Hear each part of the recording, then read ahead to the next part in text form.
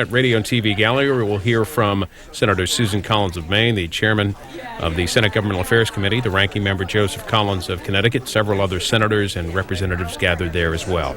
Live coverage on C-SPAN. You can come on up. Where's that, on my knees?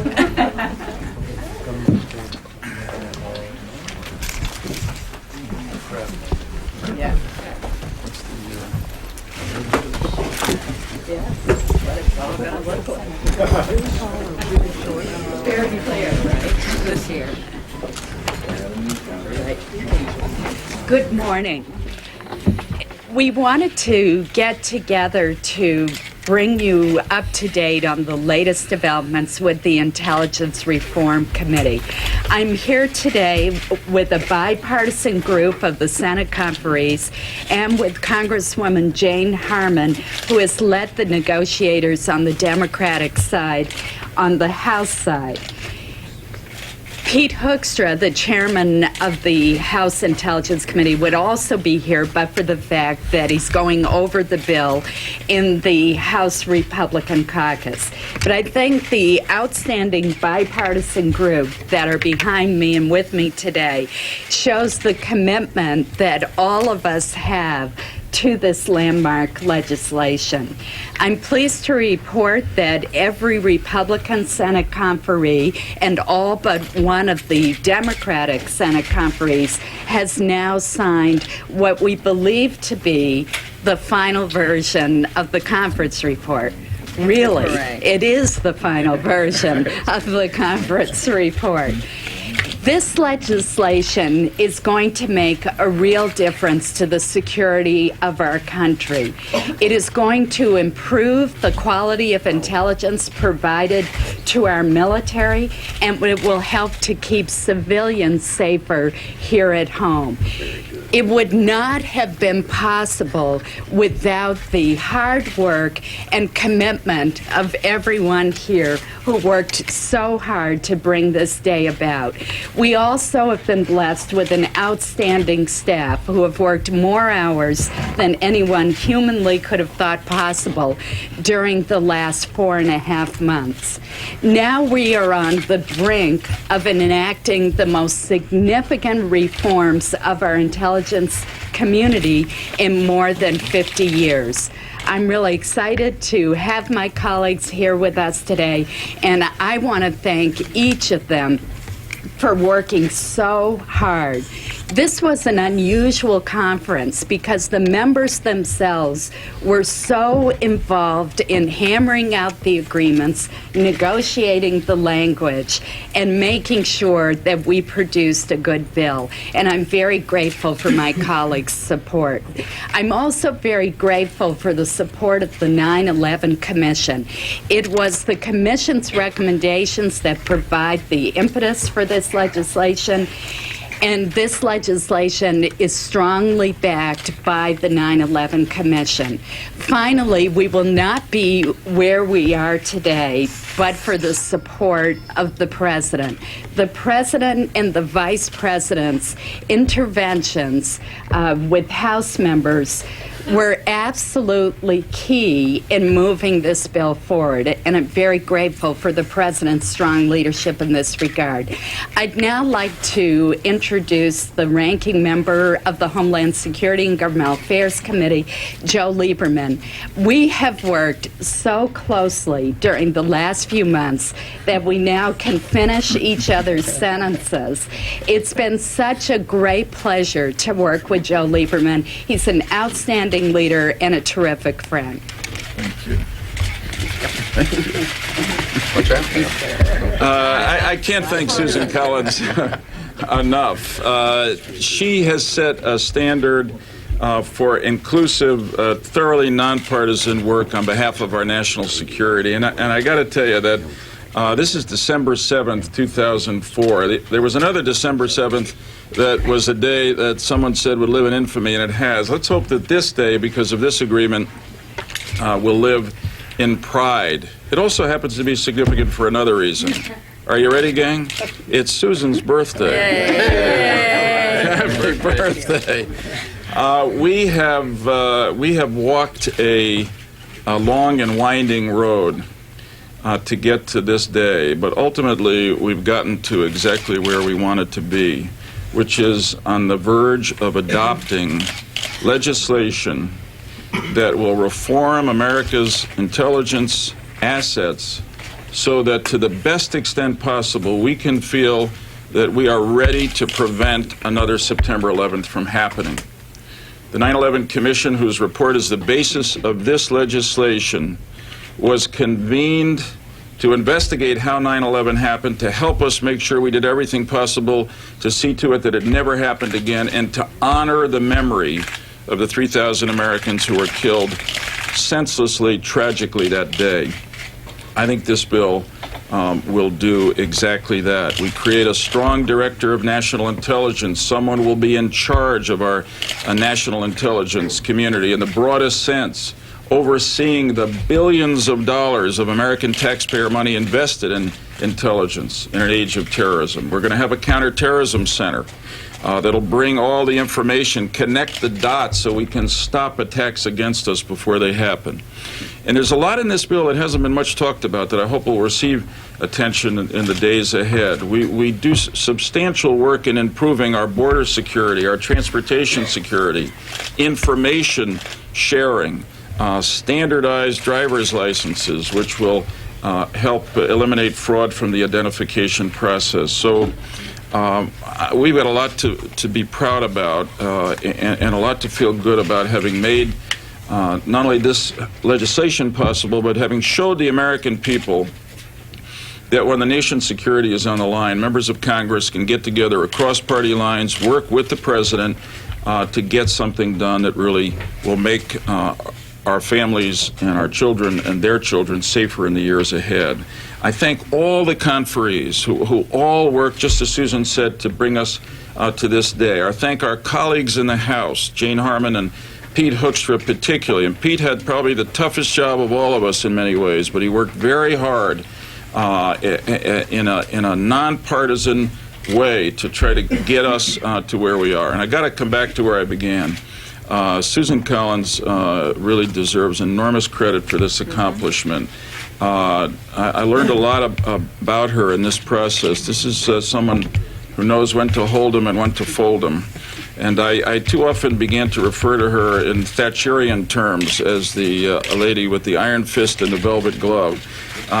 She made a lot of things happen. I can't, at this moment of celebration, keep private this little anecdote from how this happened. Sunday night, I yielded and went to the Kennedy Center Honors. Susan was working on the bill, but this is the age of BlackBerries. And in the middle of Elton John, the tribute to Elton John, Billy Joel performing, she BlackBerried me the suggestion that we put in the word abrogate in this critical section about the powers of the DNI. I was pleased to BlackBerry back, yes, we should do it. And that apparently brought Mr. Hunter and Senator Warner on. So, just think of what Webster and Clay could have done with Billy Joel and BlackBerries. Thank you very much. Thank you. I'd now like to call on Senator Trent Lott, the chairman of the Rules Committee. Let me just say this about Trent's role.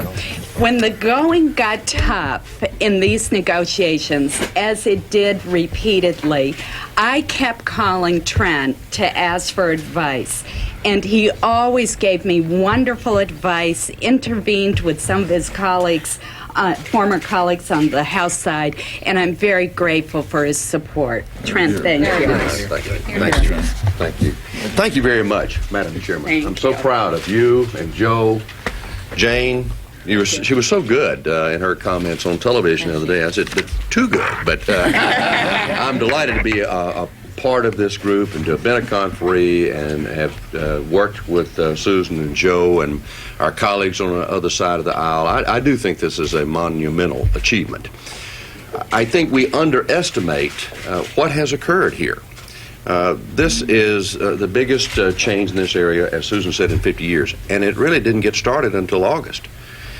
These senators and House members worked during August And to have moved from that point to actually getting this done is a tremendous achievement. And I just wanted to come by here and offer my support for what they have done. I think they came up with the right solution.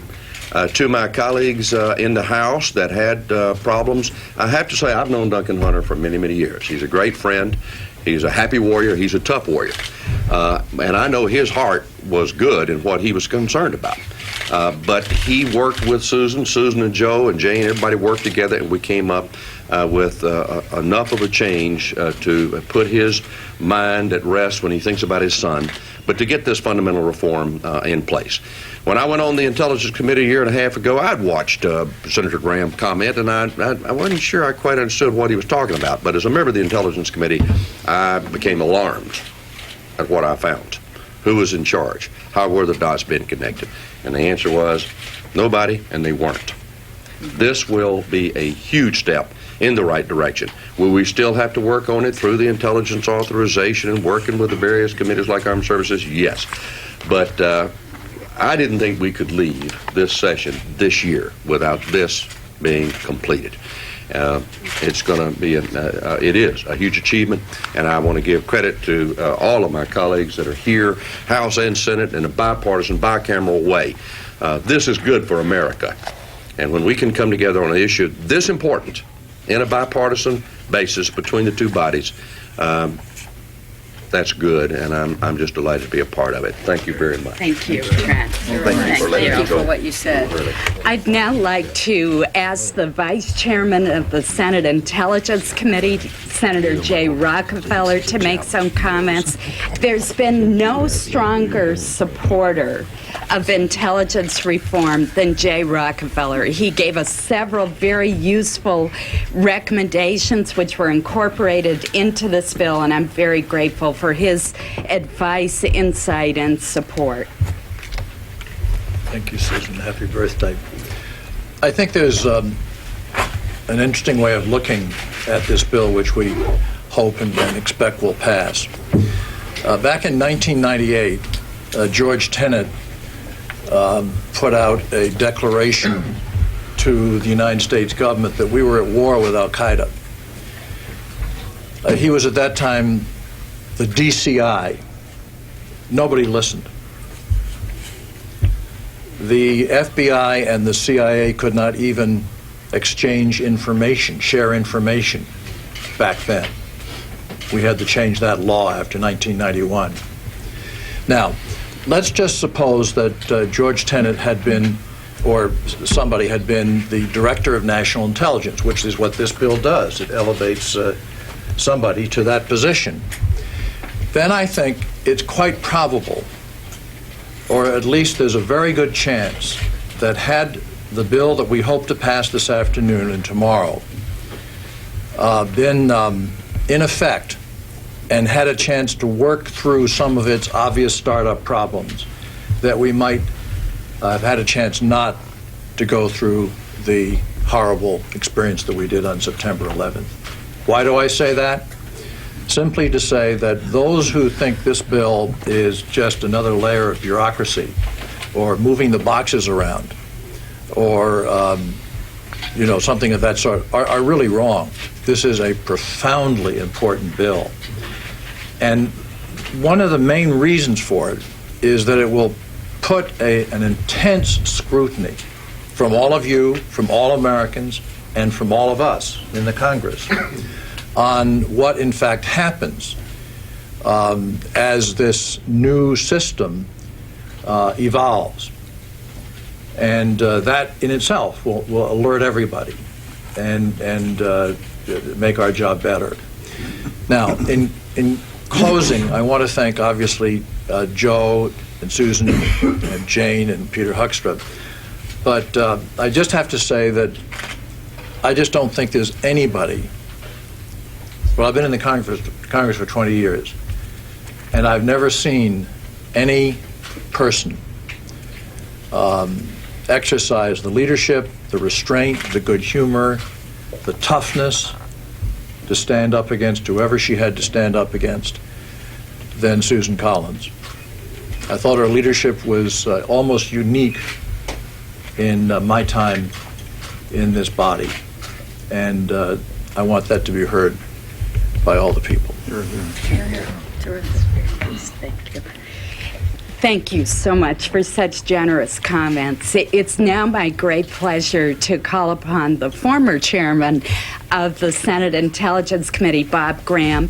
Bob, when we were first putting together this bill, spent a great deal of time giving us advice on what should be in it, and actually gave me an autographed copy of the book that he has written on intelligence matters. And I really appreciated that as well. So, Senator Graham.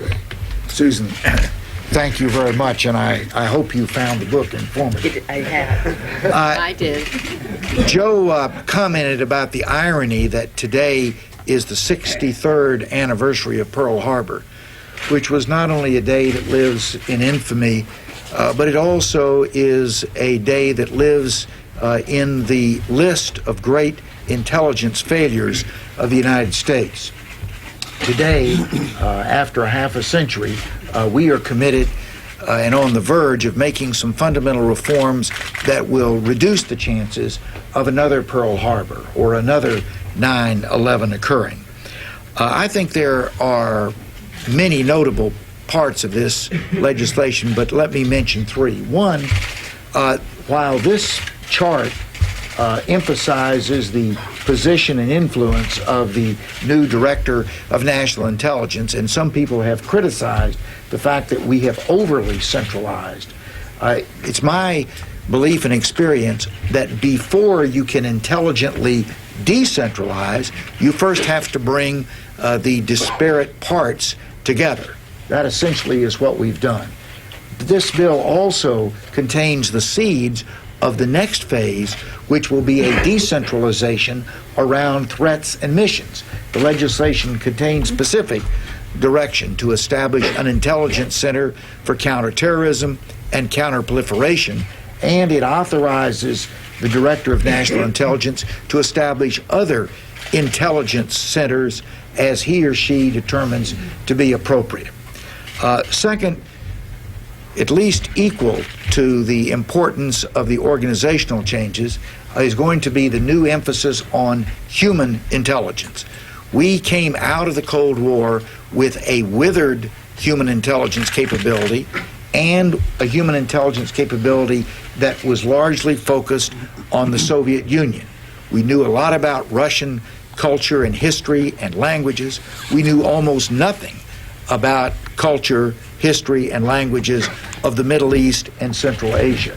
So we are now in a crash effort to restructure our human intelligence in a way that it can respond to the current threats. I think a case can be made that both the war in Afghanistan and the war in Iraq could have been avoided had we had more and better human intelligence capability.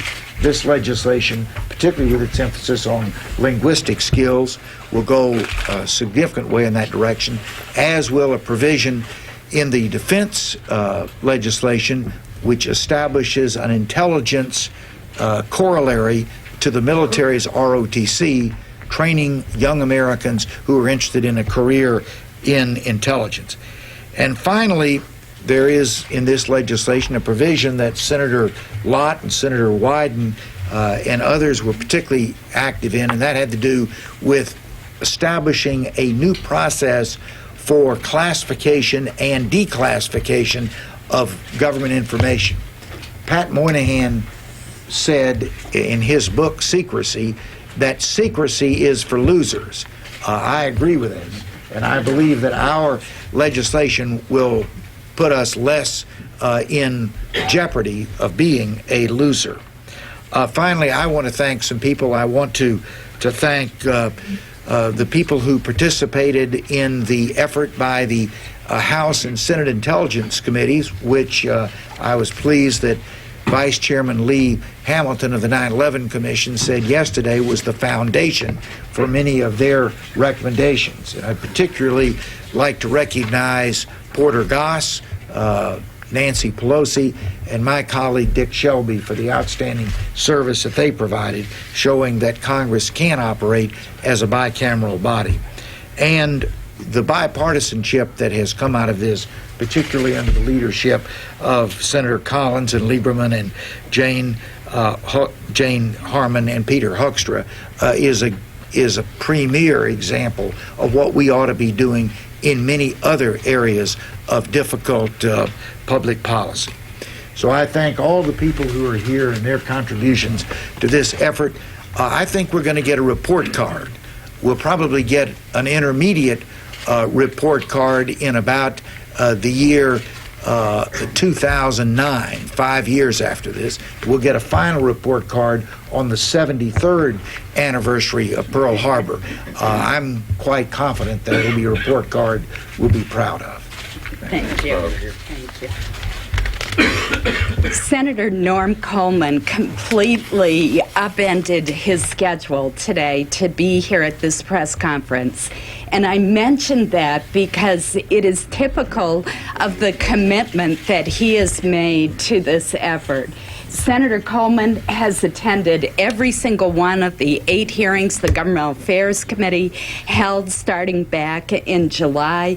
He helped draft the bill. He's been involved every step of the way, and I'm very grateful for his hard work. Senator Coleman. Thank you. Thank you, Susan. Thank you just for the opportunity to be part of this very important moment. I'll start, like everyone else has, and very appropriately, to thank the chair and the ranking member for their leadership.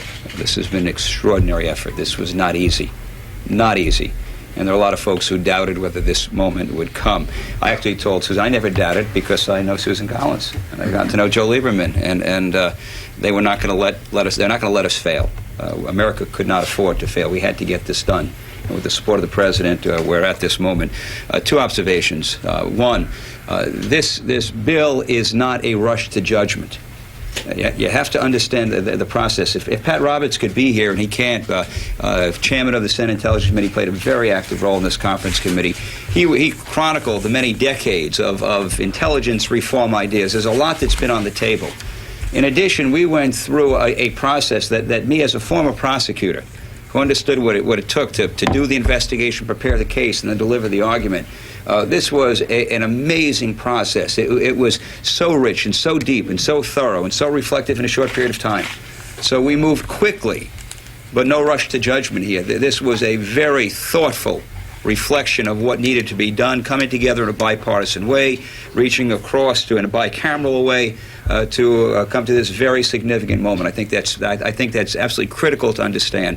The second reflection is coming from a border community in a small state.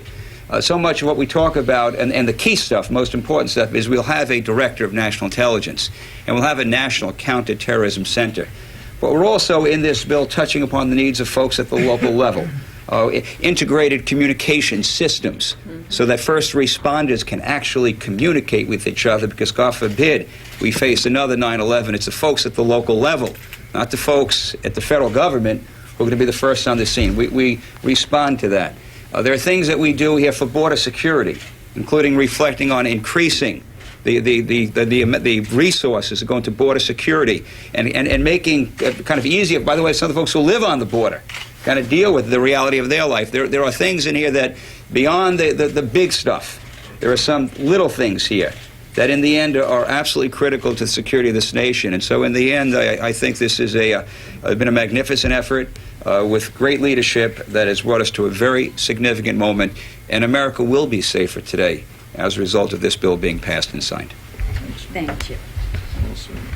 Senator Dick Durbin was the author of the critical information sharing provisions that are in this bill, as well as several other provisions. He was also someone who we brought into the conference negotiations from time to time because he has such expertise in so many areas. I'm very grateful for his hard work, and I look forward to hearing his comments. Thank you, Madam Chair, and thank you again for your leadership. I think most Americans remember what happened after 9/11 on the steps of the United States Capitol. It was an historic moment. Members of Congress, Democrats and Republicans, stood on that fateful day and sang "God Bless America." I can't tell you how many people across America said, "Thank God You put partisanship aside at the time of national tragedy. That was a symbolic gesture, but an important symbolism. What is about to happen today with the passage of this legislation is in the same spirit. It is setting aside partisan concerns and really focusing on the needs of this nation. Intelligence is our first line of defense. And with this reform of our intelligence community, America's defense will be stronger against terrorism. That is the bottom line. We never would have reached this day were it not for the leadership of Susan Collins and Joe Lieberman. I came on the floor as this bill passed the Senate 96-2 and said to Susan Collins, this is why I ran for the United States Senate, in the hopes that I would be there at an historic moment when we would do something important for America, not just fight to a draw, not just have our press releases when it's over, but make a positive contribution to this nation and its future. And this bill did exactly that. A vote of 96-2 in the Senate, scores of amendments in the Government Affairs Committee, not a single one of them went down by partisan roll call. And I predict today you're going to see, or tomorrow, the similar bipartisan support for this when it comes to the floor. It could not have occurred were it not for Susan's leadership and Joe's partnership in this effort that really made it happen. There are two things in this bill of particular interest to me. One is information sharing. I thought to myself after 9/11, how could we have reached the point where the FBI, our premier law enforcement agency, had computers that had no access to the internet, did not have a means of transferring photographs over computers, they had to send them overnight express, basically had no word search at the FBI in the 21st century, and it was a fact. And as I started to explore this, I found that there was a huge bureaucracy protecting this inefficiency. Turf battles. Who's going to decide which computers go where? Well, we broke through those turf battles. And this legislation will establish an information sharing environment. So finally, the computers can speak to one another. And finally, we will have someone in charge of coordinating that sharing of information. That will make America safer. And the second thing that I worked on that I feel very strongly about is the Privacy and Civil Liberties Board, recommended by the 9/11 Commission. It's important for us to remember that protecting America is essential, but we shouldn't secure our safety at the price of our freedom. And I think this independent board will go a long way to protecting our individual freedoms. I'm proud to have been a small part of this and salute Susan Collins and Joe Lieberman for their leadership. And last but certainly not least, I'm very pleased to call on Congresswoman Jane Harman. Representative Harman was there every step of the way. She brought great knowledge and background in intelligence and national security issues to the deliberations. And one of the pleasures of this conference committee was getting to know her well. So I'm very pleased that she's joined us today. Thank you, Susan. Good morning. I'm here representing a majority of the minority. That's a new way to cut this pie in the House. And to thank my sister Susan and wish her the happiest of birthdays, and my brother Joe, who are the co-chairs of what we now call the Rock and Roll Caucus in the Senate, for an incredible effort and obviously a soon-to-be enormous success. I would just like to make comments about two people who are not here and two groups who are not here and who obviously share in what I believe will be this overwhelming vote today or tomorrow in both chambers. One of those people who is not here is Pete Hoekstra, who, as you all know, is the new chairman of the House Intelligence Committee. When the three of us planned a press conference on November 20, the day that we reached agreement, but sadly our bill was not scheduled for a vote in the House, we didn't expect Pete to be here because his caucus was resisting this bill, and yet he showed up. It was an enormous act of personal courage, and he has been, from day one, totally committed to this effort and to its bipartisanship. And to Pete, who is not in the room, who is right now in his caucus, wrestling with a minority of the majority, I say thank you for your partnership and good work. This success is owed in a substantial part to you. The other person who is not in the room is the President of the United States. Several people have mentioned him. Some people, including me, were not sure which side of this he was on in the early stages, or whether he might be on both sides of this.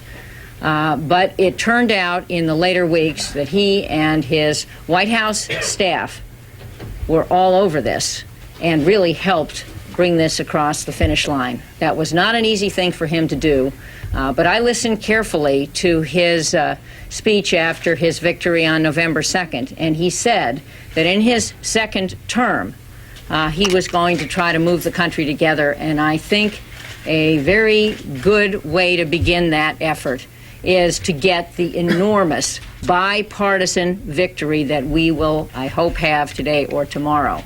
It is a big deal to bring this Congress together, this Congress that has sadly been so polarized and I would say so dysfunctional. And this victory is a huge victory for bipartisanship. One of the groups that's not in the room is the 9/11 families. Maybe you're here and I don't see you. If you are here, please raise your hands.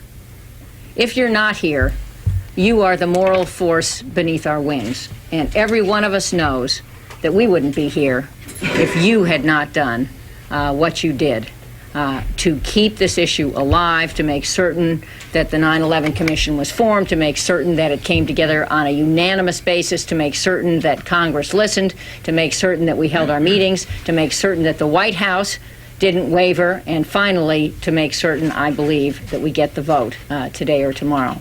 So you are a group without which we could have not have achieved this. And the final group that I want to mention, and I want to praise, and I want to say have my total support, are the hard-working women and men of the intelligence community, especially those who work abroad in austere places without the support of their family members, without even being able to tell their families what they do. I have always said that good people need better tools. Here come the tools to help good people succeed. If those people weren't out there, we would not have the successes that we now have around the world. We need more successes and fewer failures around the world, and I believe that those people in this new organization will be responsible for those successes, many of which none of us will ever be able to learn about. So my thanks and my full support, and I'm sure I speak for everybody here, to the hardworking women and men of the intelligence community. You're the folks we're doing this for, and the victories will be yours and the American people's. Thank you. Well done. Thank you. Thank you for your patience and sitting through these remarks, but I did want to give each of my colleagues a chance to speak about this bill because they've each worked so hard. We'd be glad to answer any questions you might have. Chairwoman Collins, you talked about the effort and the time in this. Jane Harman talked a lot about the moral force of the families, but is it not true that would this bill have gotten through were it not for this technical mistake that was made on the House of Representatives regarding the income tax provision? That's the only reason that the Congress is still in session right now? No. Speaker Hastert on November 20th announced at that time that the Congress would return on the 6th and the 7th to deal with the intelligence reform bill. So I am confident that we were going to deal with this issue this month, one way or the other. I don't see it as having any link at all to the tax provisions that were stricken from the omnibus bill. Does anyone else want to? No, you're absolutely right. No. This language that broke the stalemate, would this in any way impede the powers of the National Intelligence Director? I'm glad you asked that question. The language that we put in would in no way weaken the authorities of the new Director of National Intelligence. All the language does is provide a little extra comfort to Congressman Hunter and others who shared his view that we were not in any way affecting the military chain of command. Joe Lieberman and I both serve on the Senate Armed Services Committee. We would never draft a legislation that in any way harmed our troops or interfered or lessened the flow of intelligence to them. And I think it's important to understand that the Commander-in-Chief, the President of the United States, in a time of war, called for passage of this important legislation, even before this extra language was added. I'm very pleased we were able to ease the concerns, the well-motivated concerns that Congressman Hunter had, and I think that the language that we put in satisfies his concerns without in any way weakening the bill. Senator, why was it so difficult, though, to get the reassuring language after going back and forth? I know there were various exchanges with languages over the weekend. This sounds almost like a difference over semantics. Joe, you want to answer that one? Well, let me say a word on behalf of semantics. Words are important, substance is more important. And look, this bill creates a strong director of national intelligence and makes clear that the DNI has authority over the budgets of the national intelligence agencies, including the 3 that are in the Department of Defense. But there were obviously people on the House side who were concerned that somehow that would interfere with the chain of command in the military and would deprive our warfighters of the best intelligence. And we sought to do 2 things. One is to remind everybody that this bill preserves total Defense Department control over tactical military intelligence, the kind that the warfighters most depend on. Secondly, that there was nothing in the bill that would alter the existing chain of command, but we felt that reassurance was appropriate and would subtract not at all from the fundamental reform. And if you look at the paragraph that Susan and I presented, concluding words from the Blackberries on Sunday night, the paragraph begins with a statement that, and I'm paraphrasing, of course, that the President shall issue regulations implementing this, which shall ensure the authority of the Director of National Intelligence with regard to budgetary matters. And then, as a reassurance, we say, but none of this shall abrogate the responsibilities of existing agencies. So I think we've, with a good use of semantics, we have preserved the substantial and critically necessary reform that the 9/11 Commission called for. Senator Collins, on the House provision that didn't end up in the bill on driver's licenses and illegal aliens, leaving aside the question of whether that belonged in this legislation or not, can you just speak briefly to the merits of that issue and whether you think there's any support in the Senate for taking that up in the future? I think there is considerable support for overhauling our immigration laws and taking a look at the driver's license issue as well as other issues raised by Congressman Sensenbrenner. But the fact is that those provisions, which were highly controversial and several of them were opposed by the administration, would have been poison pills for this bill, regardless of their merits apart from this bill. And we just could not let the most significant reforms of our intelligence community in 50 years go down because of controversy over issues that were not recommended by the 9/11 Commission and were not central to the bill. I may well support many of the immigration reforms that Congressman Sensenbrenner has put forth when they're considered next year. I think the President had it right when he said that we should take up the issue of immigration reform next year and consider these issues in the context of an overhaul of our immigration laws. And I look forward to working with Mr. Sensenbrenner on such legislation next year. May I just add something to that? As a House member, Jim Sensenbrenner chairs the House Judiciary Committee, and there's no question that he will be able to bring these issues up in the next Congress. I just wanted to point out a couple of things. First, there are significant immigration reforms in this bill, a number of them suggested by him and incorporated by the conferees. Among them are much tougher border protections, as has been mentioned, 10,000 more border guards over 5 years, 4,000 more border inspectors over 5 years, 40,000 more detention beds, new law enforcement provisions, including the lone wolf provision, and tougher punishment for terrorist hoaxes and material support to terrorists. These were controversial and tough things to add to the bill, but they were added in an effort to reach common ground with Chairman Sensenbrenner. With respect to driver's license specifically, the thing he is trying to do, which may or may not succeed in the next Congress, would not have prevented the 19 hijackers from boarding airplanes.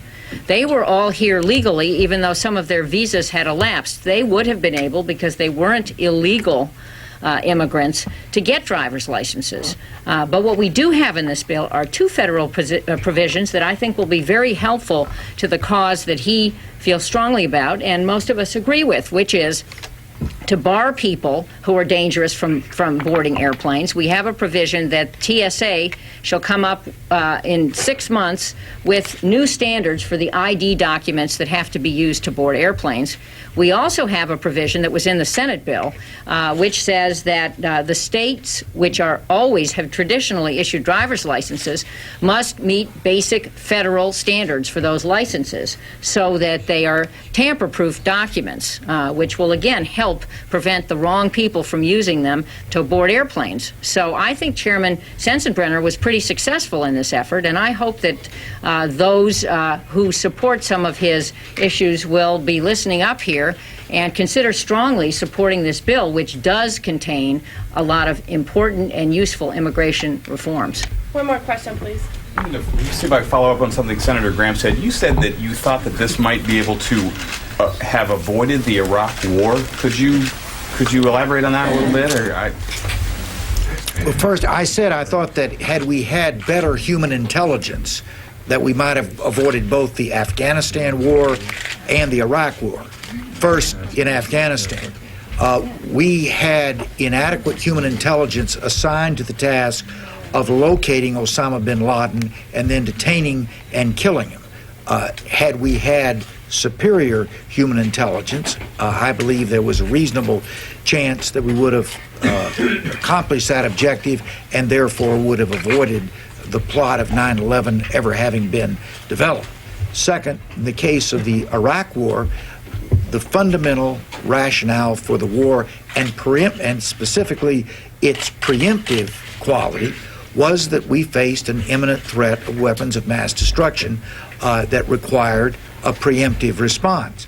The fact is, the intelligence agencies had identified 550 locations in Iraq where weapons of mass destruction were either being produced or stored. That information was based almost entirely on exiles, some of whom hadn't lived in Iraq for more than 20 years, and some foreign intelligence. We had zero U.S. human intelligence on the ground in Iraq in the months leading up to the war. Had we had such, possibly they would have gone to some of those 550 addresses, knocked on the door and opened it up and had an opportunity to personally observe whether the representations were true or not. So I think the case can be made that defects in our human intelligence contributed to the circumstances that led to both of those wars. And as I said, I'm very pleased that this legislation will recognize the importance of human intelligence and advance our capacity to provide the kind of people with the kind of skills prepared to carry out the kind of missions that are required today. Senator Graham, I know you're going to be retiring here after 3 terms in office. Give me an idea. This is a very important bill. Obviously, all bills are important. But give me the sense of satisfaction as you leave office with this particular bill. Well, the satisfaction is not a personal one. It's the fact that this is such a good example of what Congress should be doing on a regular basis. We shouldn't be lauding the exceptionality of the process. that led us to today. This ought to be the standard, and I hope that the example that's been set of bipartisanship within each of the two houses and then cooperation between the two houses will become the norm, and if so, not only will this bill have made a great contribution to improving our intelligence, it also will have made a great contribution to improving our lawmaking.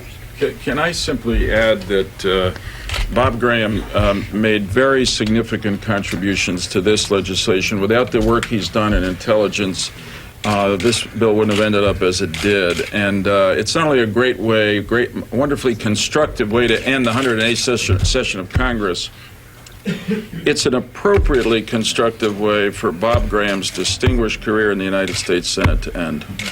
So God bless you and Godspeed. Absolutely. Thank you. Thank you. Thank you. Oh, Jay. Isn't that what she said? What's that? That it's the end. Important part. Something like that.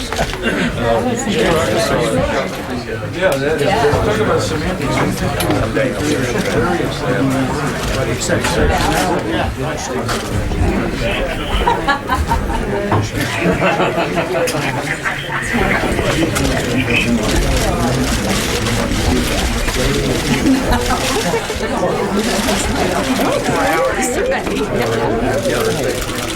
Senator Graham?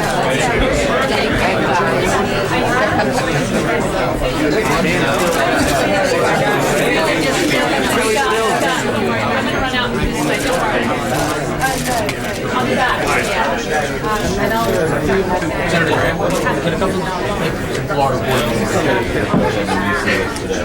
You know what? I really hope it does. I'm sure. We'll be back tomorrow. Live news conference with a number of the conferees on the Intelligence Reorganization Bill. By the way, you can read both the House and Senate version of that bill online at cspan.org. In addition, we've also linked you to the letter that President Bush wrote recently to the conferees. That all's on the front page, the homepage of cspan.org. And for an update on House progress with that intelligence bill, we spoke a short while ago